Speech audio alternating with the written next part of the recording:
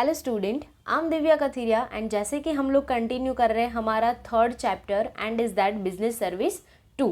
यानी कि लास्ट कुछ लेक्चर्स में हम लोगों ने देखा कि बिजनेस सर्विस 2 में जो बैंक कितनी कितनी सर्विसेज प्रोवाइड करती है, वो कितने फंक्शंस प्ले करती है, वो कैसे तरीके से सर्विस प्रोवाइड करती है या फिर कौन कौन सी सर्विसेज होती है, उसके अलग अलग टाइप्स होते हैं। ये सब कुछ हमने उसका जो मैनुअल प्रोसेस था वो पूरा देख लिया। लेकिन गाइस, अगर जैसे जैसे हमारा टाइम बढ़ता जाता है वैसे वैसे हमें टाइम और सिचुएशन के अकॉर्डिंग अपडेट भी होते रहना चाहिए। क्लियर? तो राइट नाउ जो भी है वो ज़्यादातर ऐसे काम हो सकते हैं कि हम लोग घर बैठे ही कर सकते हैं। क्लियर? और वो किसके वजह से सिर्फ और सिर्फ पॉसिबल हो सकता है? ई बैंकिंग की वजह से। तो आज हम लोग जानने वाले हैं ई बैंकिंग की वो कैसे काम करता है, उसके रिलेटेड कितने फंक्शंस होते हैं, कैसे उसका डेवलपमेंट हुआ एंड ऑल दैट। क्लियर? तो फर्स्ट ऑफ ऑल देखते हैं मीनिंग ऑफ ई बैंकिंग।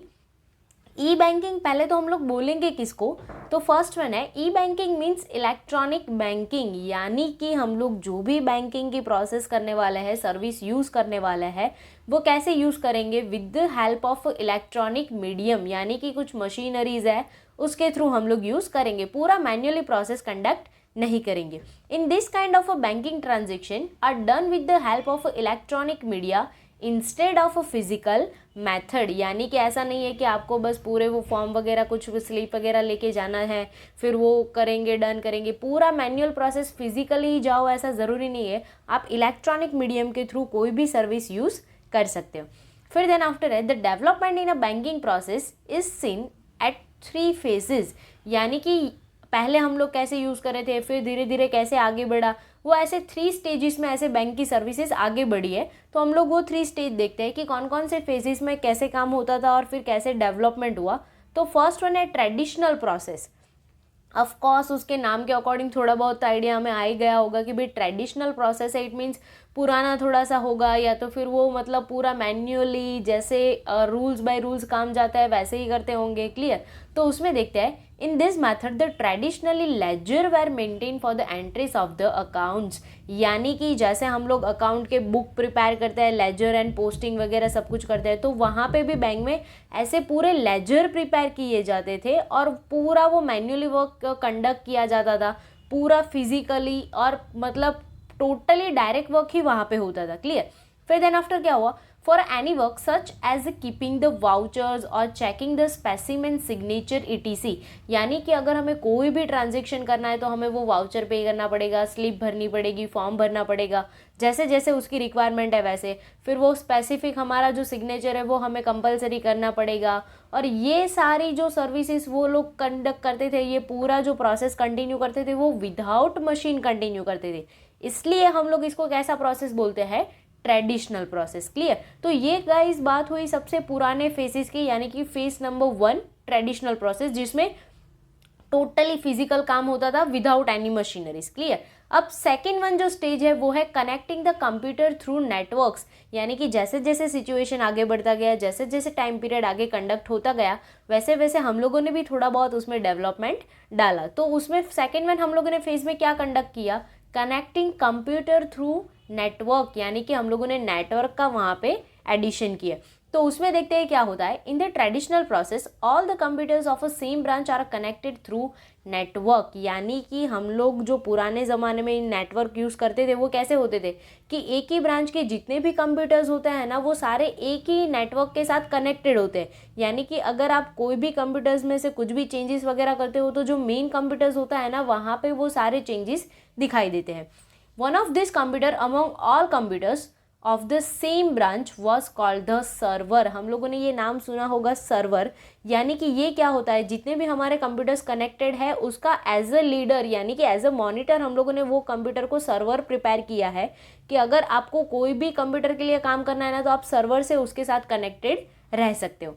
फिर है in this way the connecting all computers of the same branch. यानी कि सेम ब्रांच के सारे कंप्यूटर्स एक साथ कनेक्टेड हो सकता है, branch is possible and banking process becomes easy and speedily. क्योंकि हम लोग सर्वर में से सारे जितने हमारे वर्क होंगे बाकी कंप्यूटर्स के भी, पूरी ब्रांच के, यानी कि अगर हमारी कोई एक ब्रांच यहाँ पे चल रही तो वो ब्रांच के जितने कंप्यूटर्स है ना, हम लोगों ने क्या किया है उसको एक सर्वर के साथ कनेक्टेड कर दिया है। क्लियर?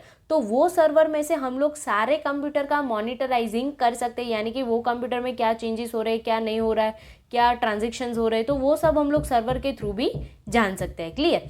फिर है use of internet. It's a most most most important things and most, मतलब ऐसा बोल सकते हैं कि ये सबसे ज़्यादा इनोवेटिव आइडियाज़ है कि use of internet, bank computers were connected through the internet as a result. यानी कि फर्स्ट स्टेज में हम लोगों ने क्या किया था, सब कुछ फिजिकल करते थे विदाउट मशीनरी।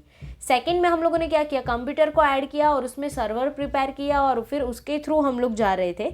अब हम लोगों ने क्या उसमें एडिशन डाला है, यूज़ ऑफ इंटरनेट, यानी कि icing on the cake. Bank computers द्वारा connected through the internet as a result of which banking process becomes very easy and speedily. यानी कि हम लोगों ने क्या कर दिया है कि उसको इंटरनेट के साथ कनेक्ट कर दिया है, यानी कि आपको कोई भी ट्रांजेक्शन किसी भी ब्रांच के कहीं पे भी देखना है तो आप इजीली उसको देख सकते हो। Clear guys? ये हो गई बातें कि हम लोगों ने 3 स्टेजेस 3 फेजेस कैसे कंडक्ट किए, कैसे हम लोगों ने थोड़ा थोड़ा इम्प्रूवमेंट किया।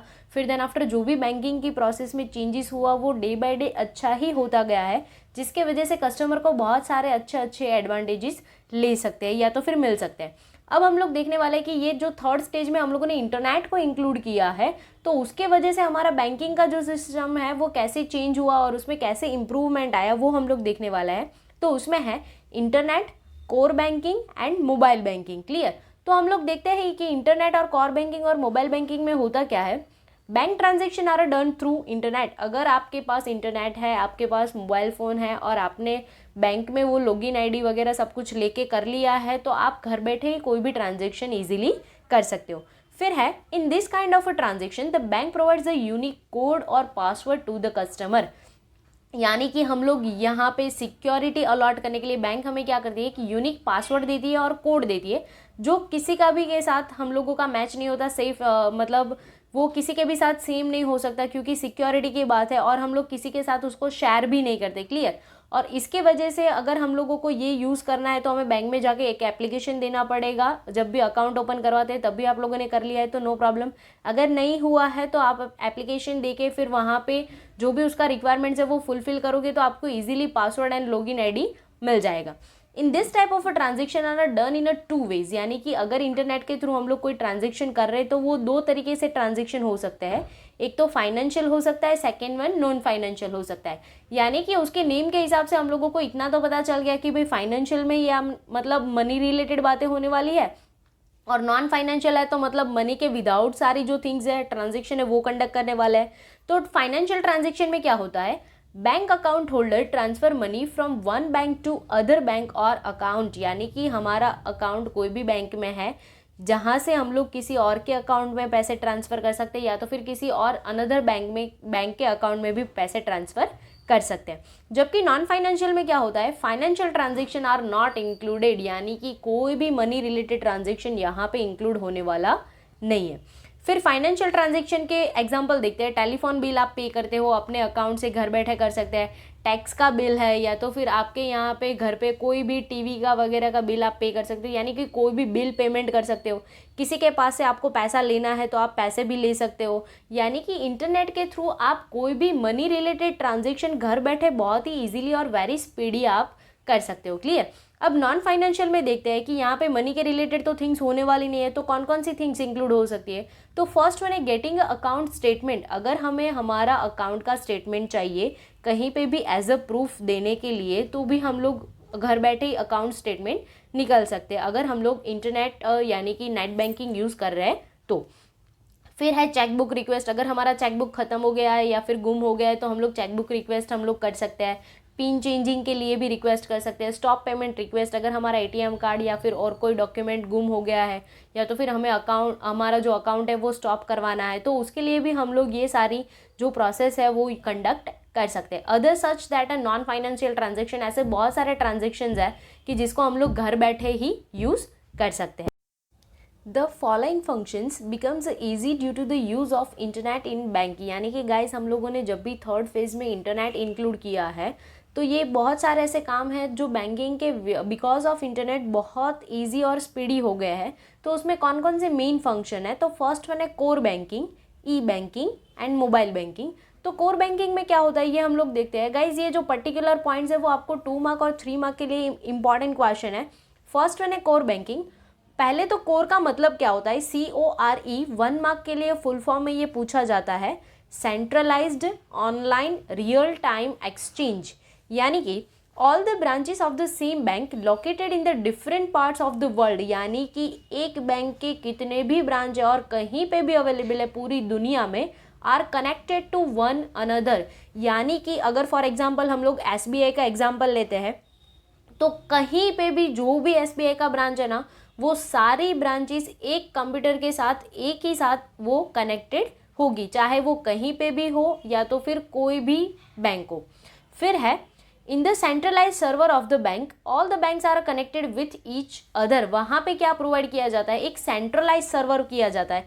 यानी कि हम लोगों ने देखा था जो सेकंड फेज था वहाँ पे कंप्यूटर ने उन लोगों को इंक्लूड किया था, कंप्यूटर को इंक्लूड किया था। तो वहाँ पे क्या था कि पूरे जो ब्रांच के कंप्यूटर्स होते हैं ना वो एक कंप्यूटर के साथ कनेक्टेड रहते हैं। यहाँ पे क्या होता है, एक बैंक की जितनी ब्रांच है उसके अंदर जितने भी कंप्यूटर्स है वो सारे कंप्यूटर एक सर्वर के साथ कनेक्टेड होते हैं। क्लियर? इट मीन्स कि आप आइडिया लगा सकते हो कि फॉर एग्जांपल अगर SBI की 10 ब्रांच है अलग अलग स्टेट में, गुजरात, महाराष्ट्र, राजस्थान, दिल्ली, ऐसे, तो जितनी भी ब्रांच है 10 ब्रांच, उसके अंदर जितने भी कंप्यूटर्स है वो सारे कंप्यूटर एक सर्वर के साथ कनेक्टेड होंगे। यानी कि ये कैसा सिस्टम हो गया, सेंट्रलाइज सिस्टम हो गया। आप कहीं पे भी कोई भी मतलब ब्रांच चला रहे हो, कोई भी कंप्यूटर यूज़ कर रहे हो, उसके साथ जो भी कंप्यूटर्स कनेक्टेड है वो सारे कंप्यूटर एक ही कंप्यूटर के साथ कनेक्टेड हो जाएंगे। क्लियर? फिर है in the centralize server of the bank all banks are connected with each other, यानी कि सेंट्रलाइज जो सर्वर हम लोगों ने अलाउ किया है उसके वजह से क्या हो जाएगा, हमारी जितनी भी बैंक्स होगी ना वो सारी बैंक एक साथ कनेक्टेड हो जाएंगी। All the details of all accounts are available at every branch, यानी कि आपको कोई भी ब्रांच का कोई भी अकाउंट के का कोई भी इंफॉर्मेशन चाहिए तो आपको कोई भी ब्रांच से मिल जाएगा। यानी कि अगर हम लोग गुजरात में बैठ के दिल्ली के SBI के अगर हमारा जो ये कोर बैंकिंग सिस्टम चल रहा है तो अगर गुजरात में से हम लोग दिल्ली के ब्रांच का कोई भी अकाउंट का कोई इन्फॉर्मेशन चाहिए तो हम लोगों को मिल जाएगा, दिल्ली को यहाँ का मिल जाएगा। यानी कि इन शॉर्ट आपको कोई भी ब्रांच का कोई भी इंफॉर्मेशन मिल सकता है। Transaction of a account holder of a bank is recorded in the centralize server of the bank, यानी कि जो भी ट्रांजेक्शन्स होते हैं अकाउंट होल्डर के थ्रू वो सारे कहाँ पे सेव होते हैं, सेंट्रलाइज जो सर्वर होगा बैंक का वहाँ पे सेव होते हैं।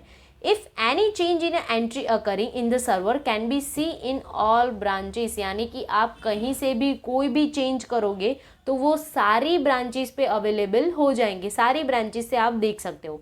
Holder of the any branch can complete his transaction from any other branch of this bank, यानी कि अगर हम लोग कोई भी बैंक का अकाउंट यूज़ कर रहे हैं जहाँ पे कोर बैंकिंग यूज़ हो रहा है तो वो क्या करेंगे, आप कोई भी उस बैंक के कोई भी ब्रांच से आप ट्रांजेक्शन करोगे तो आप कर सकते हो, कोई भी ट्रांजेक्शन हो सकता है, आप मनी विड्रॉ कर सकते हो, डिपॉजिट कर सकते हो अगर कोर बैंकिंग यूज़ किया जाता है तो। Because of this arrangement the time and expenses of the both bank and customer are decrease. ये कोर बैंकिंग की वजह से क्या होता है कि भाई बैंक को ऐसा ज़रूरी नहीं है कि वो कंपलसरी उसके ब्रांच के कस्टमर के ही वर्क करेंगे, वो कोई भी कस्टमर के कोई भी काम कर सकता है। और कस्टमर का भी ऐसा नहीं है कि हम लोगों का ब्रांच का अकाउंट अगर यहाँ पे लोकेटेड है तो हमें वहाँ पे ही जाना पड़ेगा, वो अगर कभी भी टाइम सिचुएशन के अकॉर्डिंग नहीं भी जा पाता है तो उसके बैंक के कोई भी ब्रांच से वो ट्रांजेक्शन डन कर सकता है। क्लियर? तो ये हो गया हमारा कोर बैंकिंग। इट मीन्स कि हमारे बैंक की जितनी ब्रांचेस होगी वो सारी एक साथ कनेक्टेड होगी, कहीं से भी आप कोई भी ट्रांजेक्शन कर सकते हो, कोई भी चेंजेस होता है तो सारी बैंक के सारे ब्रांचेस पे वो अवेलेबल हो जाएगा। क्लियर? फिर है सेकंड वन है ई बैंकिंग। ई बैंकिंग में क्या होता है, ई बैंकिंग मीन्स इलेक्ट्रॉनिक बैंकिंग, यानी कि आपको इलेक्ट्रॉनिक मीडियम यूज़ करते हुए बैंक का सर्विस यूज़ करना है। All banks are connected through internet and server, same as it is कि अगर आप इंटरनेट यूज़ कर रहे हो तो सारे बैंक के सारे कंप्यूटर्स क्या होंगे, इंटरनेट और सर्वर के साथ कनेक्टेड होंगे, तो ही आप घर बैठे कोई भी बैंक के कोई भी ब्रांचेस के ट्रांजेक्शन कर सकते हो। Holder can withdraw deposit money in any branch of this bank, यानी कि हम लोग विड्रॉ भी कर सकते हैं, डिपॉजिट भी कर सकते हैं, कोई भी ब्रांचेस से कर सकते हैं, सेम बैंक होना चाहिए। क्लियर। कोर बैंकिंग में भी ऐसा ही है, आप कोई भी ब्रांच यूज़ कर सकते हो लेकिन बैंक सेम होना चाहिए। फिर ऐसा नहीं है कि अगर हम लोग SBI का यूज़ कर रहे हैं तो हम लोग एक्सिस से ऐसा डिमांड करेंगे। क्लियर। अगर एक्सिस का है तो एक्सिस के सारे ब्रांच कंडक्ट करेंगे, SBI तो SBI के सारे ब्रांच कंडक्ट करेंगे। Clear. Bank have established that e corner at a different places, यानी कि ये इंटरनेट यूज़ करने के लिए, ई बैंकिंग यूज़ करने के लिए बैंक को ई कॉर्नर बनाने पड़ेंगे, यानी कि जो हमारा ATM का होल्डर्स होता है या तो फिर ऐसे बहुत सारे जो मतलब हम लोग कार्ड स्वाइप करके भी उसको पेमेंट वगैरह कर सकते हैं, ATM से विड्रॉ कर सकते हैं, डिपॉजिट कर सकते हैं, तो ये सारे क्या हो जाते हैं, ई कॉर्नर, यानी कि ऐसे उसको हब एस्टेब्लिश करने पड़ेंगे जहाँ पे से कोई भी बंदा, अकाउंट होल्डर, कोई भी ट्रांजेक्शन या फिर सर्विस यूज़ कर सकता है जो बैंक ने अलाउ की है वो। Holder can use the ATM card for transaction, यानी कि हम लोग ट्रांजेक्शन के लिए ATM कार्ड यूज़ कर सकते हैं। Holder can also know the balance of account, हम लोग ATM कार्ड से अगर हमारा बैलेंस निकालते हैं, पैसे निकालते हैं या फिर विड्रॉ करते हैं तो वहाँ पे हमारे पास बहुत सारे ऑप्शंस भी होते हैं कि हमें हमारा अकाउंट का बैलेंस कितना है वो इन्फॉर्मेशन जानना है तो वो भी जान सकते हैं। प्लस अगर आप उसको as a slip, as a return proof में निकालना चाहते हो तो वो भी आपको ऑप्शन मिलता है। तो ये क्या है, ई कॉर्नर की फैसिलिटी है। Clear. Banking work becomes easy because of this system, इसके वजह से बैंकिंग का बहुत सारा काम ईजी हो गया है। पहले ट्रेडिशनल में कैसा था, अगर हमें डिपॉजिट करवाना है तो हम बैंक पे जाते थे, फिर उसका स्लिप वाउचर आता है वो फिल करते हैं, फिर लाइन में खड़े रहते हैं, फिर उसको पैसे देते हैं, फिर वो कंडक्ट करके काउंट करके फिर उसको पासबुक में एंट्री करके देता है, फिर हम लोग घर आते हैं। अगर सेम विड्रॉ करना है तो भी ऐसा ही, स्लिप पे करो, लाइन में खड़े रहो, स्लिप दो, फिर वापस वो वेरीफाई करके हमें पैसा देगा। तो बैंकिंग का भी आधा काम वहाँ पे ख़त्म हो गया है और हमारा भी, मतलब हमारा तो 90% काम हम लोग बोल सकते हैं कि बहुत ईजी हो गया है because of E banking. Clear. फिर नेक्स्ट वन जो है हमारा है वो मोबाइल बैंकिंग। मोबाइल बैंकिंग की वजह से क्या हुआ है कि all the financial transaction done with the help of electronic equipment, यानी कि मोबाइल बैंकिंग में हम लोग जितने भी ट्रांजेक्शन करते हैं वो सारे कैसे करते हैं, एक इलेक्ट्रॉनिक इक्विपमेंट से करते हैं, और वो इलेक्ट्रॉनिक इक्विपमेंट हमारा क्या होता है, mobile phone. Clear. Required the mobile phone with internet connectivity, ऐसा ज़रूरी है कि मोबाइल फ़ोन है तो हम लोग कुछ भी कर सकते हैं, उसमें इंटरनेट का कनेक्शन भी चाहिए। ट्रांजेक्शन डन लाइक, हम लोग कैसे ट्रांजेक्शन कर सकते हैं, knowing the balance of account, हम हमारे मोबाइल से बैलेंस जान सकते हैं, पेइंग द लाइट बिल्स है, गैस बिल है, टैक्सीज है, ट्रांसफ़र ऑफ मनी है, मेकिंग द अदर पेमेंट्स, यानी कि कुछ भी पेमेंट करना है, विड्रॉ करना है तो हम लोग इजीली कर सकते हैं। The customer has to make an application to the bank in order to get his a kind of a service, यानी कि अगर हमें ई बैंकिंग, मोबाइल बैंकिंग ऐसा यूज़ करना है तो बैंक से जाके पहले रिक्वेस्ट करना पड़ेगा, उसका जितना प्रोसेस है वो हमें कंप्लीट करना पड़ेगा, फिर देन आफ्टर वो लोग हमें अलाउ करेंगे, क्योंकि इसके लिए हम लोगों को एक ID, पासवर्ड, ये सब कुछ चाहिए होगा जो हमें बैंक प्रोवाइड करेगा। For this bank provide the login ID and password, यानी कि बैंक हर कस्टमर को एक अलग से लॉगिन ID और पासवर्ड अलॉट करता है जिसके थ्रू हम लोग वेरी सेफली और इजीली हम हमारा ट्रांजेक्शन डन कर सकते हैं। Necessary to follow the rules in this system, यानी कि हम लोग कोई फ्रॉड, चीटिंग करने का ट्राई नहीं कर सकते। जितने RBI के रूल्स है वो सारे बैंक को फॉलो करने पड़ेंगे और जितने बैंक के रूल्स है वो सारे कस्टमर को फॉलो करने पड़ेंगे। अब नेक्स्ट वन जो है वो है सर्विस एसोसिएटेड विथ बैंक, यानी कि बैंक के साथ कौन कौन सी सर्विस एसोसिएटेड है। फर्स्ट वन है ATM है, क्रेडिट कार्ड है, डेबिट कार्ड है। क्लियर। तो फर्स्ट वन हम लोग देखते हैं ATM। ATM का गाइज 1 मार्क में full form most important question है। फर्स्ट वन है ATM, ऑटोमेटेड टेलर मशीन, यानी कि एक ऐसा मशीन है कि जिसमें आप जैसे चाहो वैसे ट्रांजेक्शन डन कर सकते हो। Clear. Account holder use this facility, यानी कि आपको ये फैसिलिटी यूज़ करना है तो आपका कंपलसरी कोई ना कोई बैंक में अकाउंट होना चाहिए, यानी कि आप एक अकाउंट होल्डर होना चाहिए तो ही आपको कार्ड दिया जाएगा और तो ही आप उसको यूज़ कर सकते हो। होल्डर कैन विड्रॉ, होल्डर कितना विड्रॉ कर सकता है, minimum amount decided by bank, यानी कि बैंक ने जितना मिनिमम अमाउंट डिसाइड किया है उतना ही हम लोग विड्रॉ कर सकते हैं। फिर ऐसा नहीं हो सकता कि भी मेरे को 5 रुपये निकालना है तो ATM से 5 नहीं निकाल सकते हम लोग। क्लियर। हम लोग 10 रुपये 20 रुपये नहीं निकाल सकते, बैंक ने कुछ मिनिमम लिमिट डिसाइड किया होगा, हमें उतने पैसे तो निकालने ही पड़ेंगे अगर हमें निकालने हैं तो, and lesser amount than balance, ऐसा नहीं है कि हम लोग हमारा जितना बैलेंस है उससे ज़्यादा बहुत ज़्यादा पैसे निकाल सकते हैं। हमारे अंदर अकाउंट के अंदर जितना बैलेंस है उससे कम पैसे हम लोग निकाल सकते हैं। Account holder has to follow the daily limit of a withdraw amount, यानी कि हम लोग ऐसा नहीं कि हमारे अकाउंट में बहुत सारे पैसे हैं तो हम लोग एक ही दिन में 10 लाख 5 लाख ऐसे मतलब उठा सकते हैं। उसका एक लिमिट फिक्स होता है, डेली लिमिट होता है, तो वो डेली लिमिट के हिसाब से ही हम लोग उसमें से पैसे निकाल सकते हैं। Bank provide the secret pin with ATM card, यानी कि ATM कार्ड के साथ हमारा एक पासवर्ड भी होता है, सीक्रेट पिन, जो हम किसी के साथ शेयर नहीं करते, जिसके थ्रू हम लोग ये ट्रांजेक्शन डन कर सकते हैं। Holder can withdraw the money from the ATM of the other bank also but with extra charge. ऐसा नहीं है कि हम लोग जो हमारे बैंक का अकाउंट है या तो फिर हमारे बैंक का ATM है वो हमारे बैंक के ATM से ही, बूथ से ही हम लोग निकाल सकते हैं पैसे। हम लोग के पास अगर SBI का कार्ड है तो हम लोग एक्सिस में से जाके पैसे निकालेंगे तो भी निकलेगा, लेकिन उसके लिए जो मिनिमम एक्स्ट्रा चार्जेस होते हैं, माइनर चार्जेस, वो हमें पे करने पड़ेंगे। क्लियर। सेकेंड वन है क्रेडिट कार्ड। क्रेडिट कार्ड में क्या होता है, this card is a widely use after 20th century, यानी कि 20th सेंचुरी के बाद क्रेडिट कार्ड का बहुत ज़्यादा मतलब ट्रेंड चला है। अकाउंट होल्डर और any person can apply for credit card, यानी कि ज़रूरी नहीं है कि आप अकाउंट होल्डर होंगे ही होंगे, अदरवाइज एनी पीपल जो होते हैं अकाउंट होल्डर भी ये अप्लाई कर सकते हैं और अदर पीपल्स है वो भी अप्लाई कर सकते हैं, लेकिन उसकी कुछ रिक्वायरमेंट्स होती है जो आपको फुलफिल करनी पड़ती है।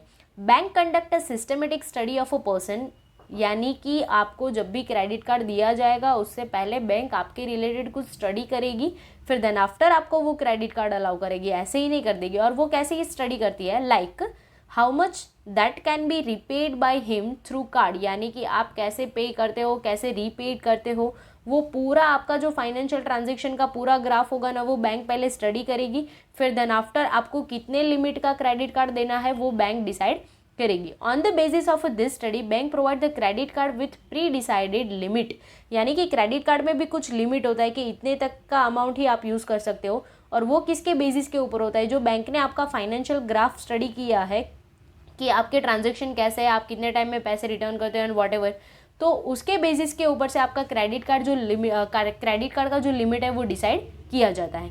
इफ़ होल्डर स्पेंड मनी, अगर हम लोग, हमारे पास क्रेडिट कार्ड है, हम लोग स्पेंड करते हैं money, amount debited in a holders account, यानी कि जो होल्डर है उसके अकाउंट में क्या हो जाएगा, डेबिट हो जाएगा, and amount creditor in sellers account, यानी कि जिससे हम लोगों ने कुछ परचेस किया है उसके अकाउंट में अमाउंट क्रेडिट हो जाएगा।